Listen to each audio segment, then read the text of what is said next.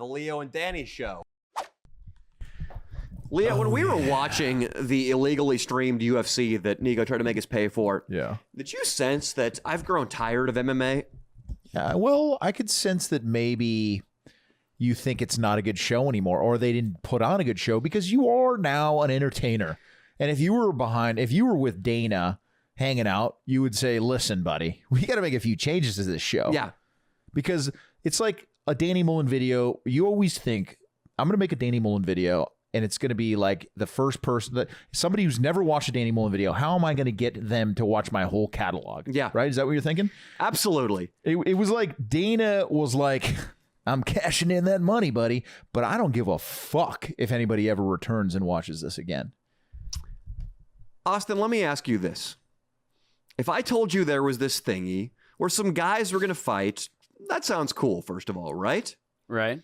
Except you have no idea who either of these motherfuckers are.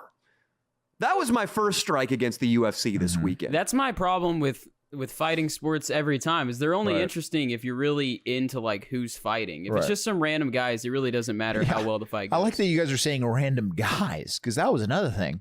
The women are even worse because random girls. This is what happened. Dana White said he was never going to have women in the UFC, but then Ronda Rousey simultaneously happens to be becoming the biggest female superstar. Not even just as far as females are concerned. She turns herself into the biggest fighter in the sport by arm barring a bunch of hoes over in Strikeforce. I think that's where she was doing it.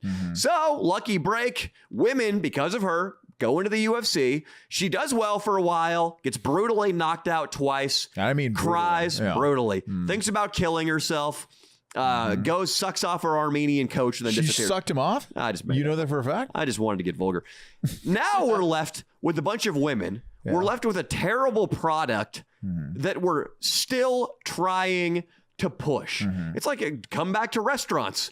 We used to have lineups, and I worked in the kitchen. We're like, dude, we got way too much of this fucking eggplant salad. It sucks, but we spent a lot of money on all the just push it, guys. Just try to get. That's what they're doing with women's MMA. So in the main card, not the prelims, and the shit we paid $70 for, we have to watch two dykes. I'm just gonna say it like it is. You said it.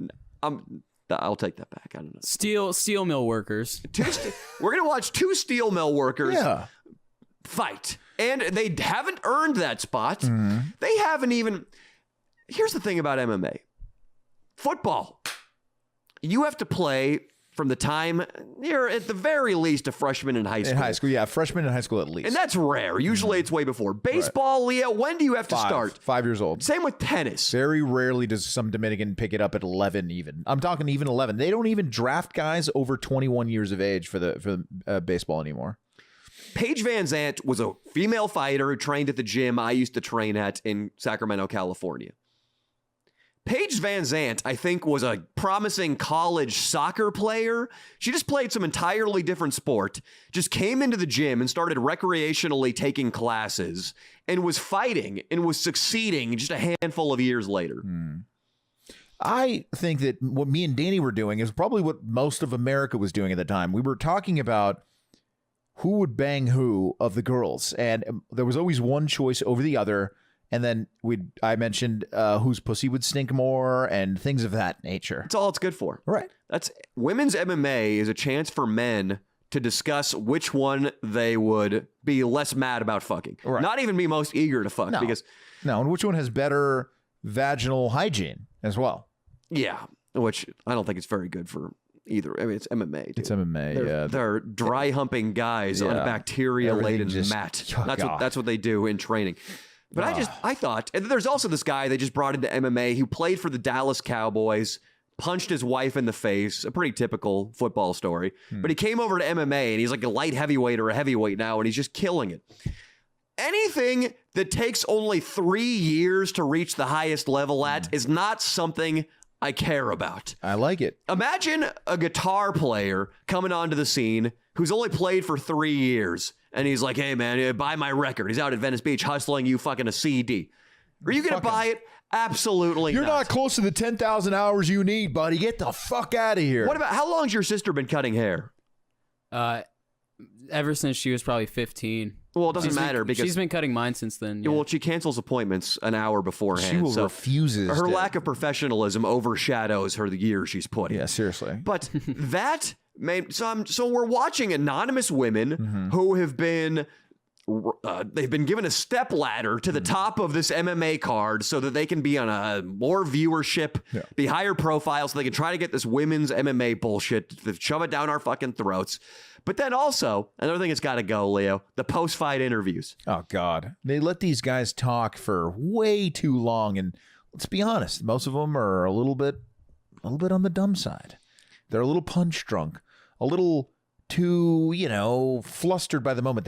They're not well read. They love Jesus too much. They love Jesus. So that's too much. 50%. Jesus of doesn't give a fuck. speech. He's not going to fucking help you. And Austin can attest to this. The most religious guy in the room besides me. Or you might even be more religious than me.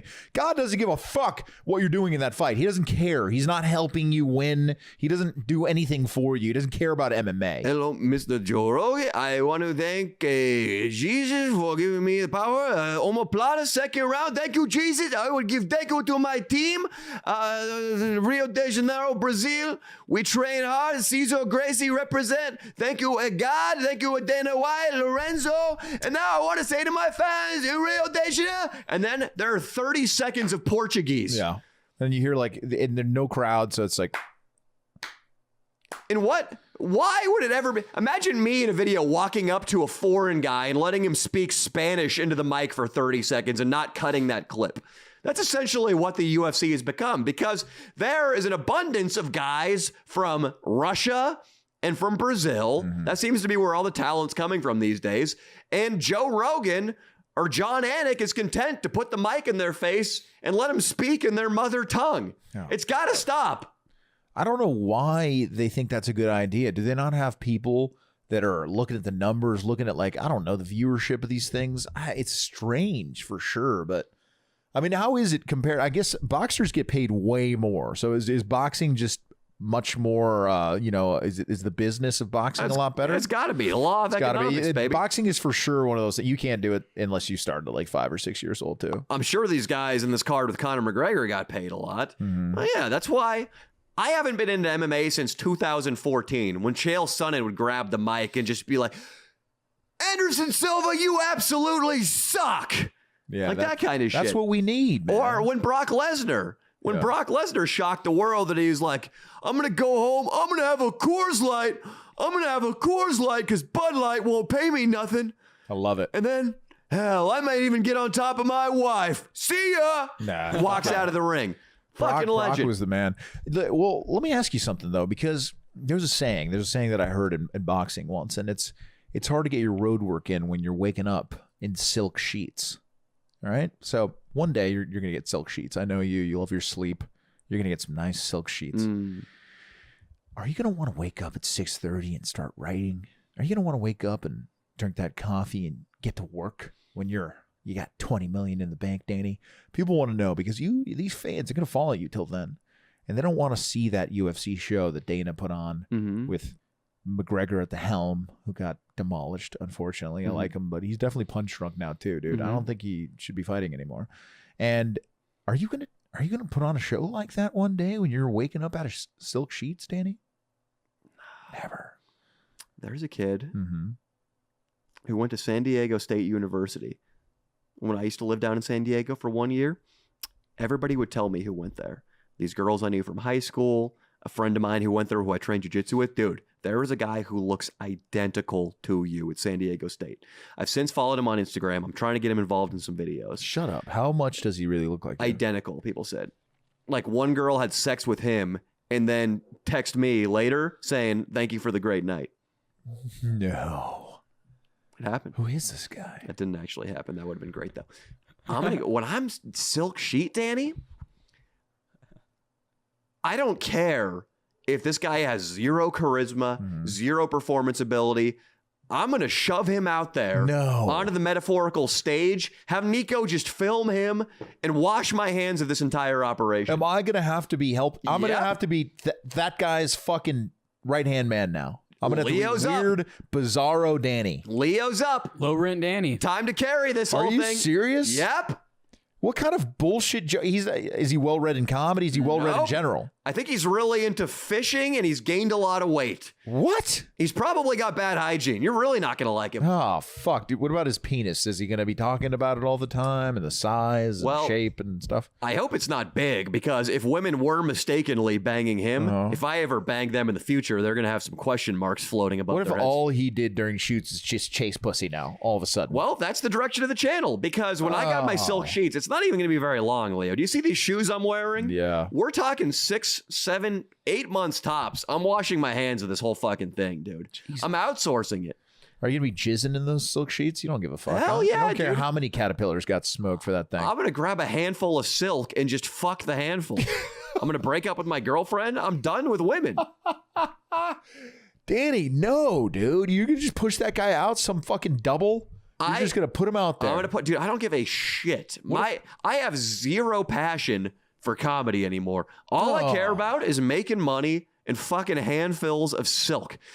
Let me tell you. Wait a second. What if he presents ideas that are really, really dangerous? What if he's like, hey, Leo, you know what today we're going to do for today's video? I'm like, what fucked up, Danny? He's the boss. You got to listen to him. Yeah, I don't care what if he's like, we're just going to show our dicks?